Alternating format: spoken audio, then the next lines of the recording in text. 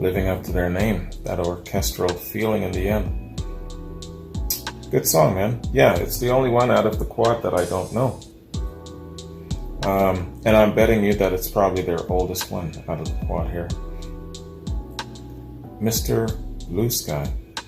Mr. Blue Sky is a song by ELO featured on the band's 7th studio album, Out of the Blue Sky, in 1977. Written and produced by frontman Jeff Lynne, the song forms the 4th and final track of the Concerto for a Rainy Day Suite on side 3 of the original double album. Mr. Blue Sky was the second single to be taken from Out of the Blue Sky, peaking at number 6 in the UK singles chart and number 35 in the US Billboard charts. Due to its popularity and frequent use in multiple TV shows and movies, it's sometimes been described as the band's signature song. Holy, and I hadn't heard it before. Inspiration. In a BBC radio interview, Lynne talked about writing Mr. Blue Sky after locking himself away in a Swiss chalet and attempting to write ELO's follow-up to a new world record. It was dark and misty for 2 weeks, and I didn't come up with a thing.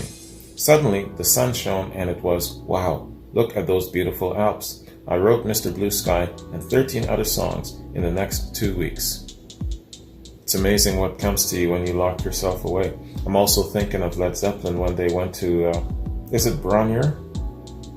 I'm always pronouncing it wrong, so don't even bother trying to correct me anymore. I will never get that shit right. You know what I'm talking about.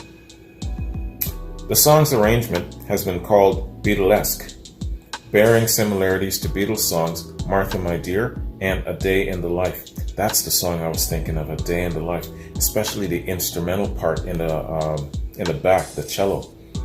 While harmonically it shares its unusual first 4 chords in harmonic rhythm with Yesterday. Okay, yeah, I see that. Martha My Dear, I know I've heard it because Randy sent me, I think Martha My Dear is off of the White Album. And if I'm not mistaken, I've done the White Album in chunks and I think I'm done. I can't remember Martha My Dear off the top of my head. Shit's sad, eh? I can't remember Beatles songs off the top of my head. Like A Day in the Life. How can I not remember that? Arrangement. The arrangement makes prominent use of a cowbell-like sound, which is credited on the album to percussionist Bev Bevan as that of a fire extinguisher. When the song is performed live, a drumstick is used to strike the side of a fire extinguisher, which produces the now iconic sound. Describing the song for the BBC, Dominic King said, quote, lots of Gibb Brothers vocal inflections and Beatles arrangement quotes. Penny Lane Bell, Pepper Panting, Abbey Road arpeggio guitars, for example. But this fabulous madness creates its own wonder, with bendy guitar solo, funky cello stop choruses, and the most freak-atastic vocoder since Sparky's Magic Piano. Freak-atastic. Plus the musical ambush on Way at 2:51 still thrills. And that's before the Swingle Singers, RKO Tarzan movie, Rachmaninoff symphonic finale gets underway. Holy shit, man. Kits, yet truly exhilarating. Man, I have no idea what this dude is talking about. Alright, the song features a heavily vocoded voice singing the phrase Mr. Blue Sky. The second vocoded segment at the end of the song is often interpreted as Mr. Blue Sky.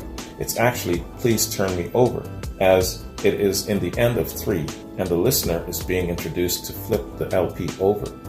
Okay, this was confirmed by Jeff Lynne on the 3rd of October 2012 on The One Show.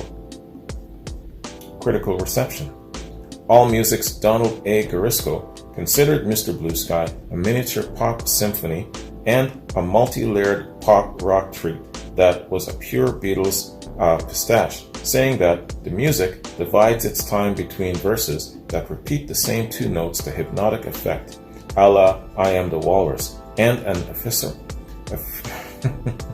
effervescent constantly ascending chorus that recalls, unquote. Sorry guys, I'm a little bit buzzed. Garisco also pointed other references to the Beatles, such as the staccato bass line recalls the chorus of Hello Goodbye, and the pounding piano lines and panting background vocals recall the midsection of A Day in the Life. Yeah.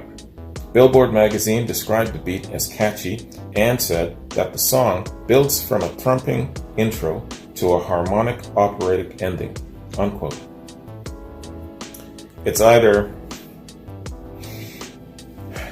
I'm really too far gone, drinking too much of this sugarcane rum, or the critics in this quad just had the most crazy ass vocab. I don't know, maybe it's a bit of both, maybe it's more on my side. After all, I am being lazy on the couch today and just drinking. It's all good. So man, that concludes our look at this excellent quad. And the first three songs I know, and the last one, which is considered to be their signature song, I've never heard before. And it's excellent. It's a great song, Mr. Blue Sky. Alright man, I'm just scrolling down here, just checking my notes here. Yeah, so I've got reactions in the shoot. Willie, Akachita, Joe, Don, got reactions coming up. I know one of these, I believe it's Joe's. It's a Led Zeppelin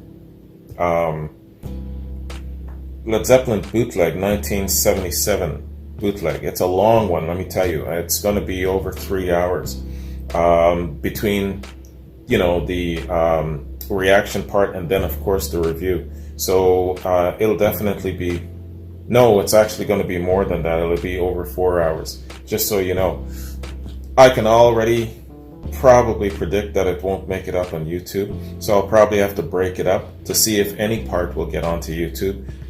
But failing that, by now you guys know the drill. You can go to my Vimeo where you'll see it in full, or you can go to my Patreon, because it's public on my Patreon. You don't have to join Patreon to view the content on there. That's why it's public, just so you know. A lot of people feel that, oh, just to go to my Patreon you gotta join. No. What else was I gonna say, man?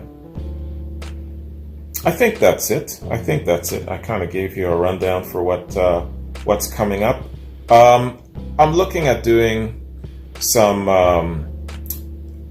I would say, documentaries in the next little while, some interviews, and things on a little bit on the outside.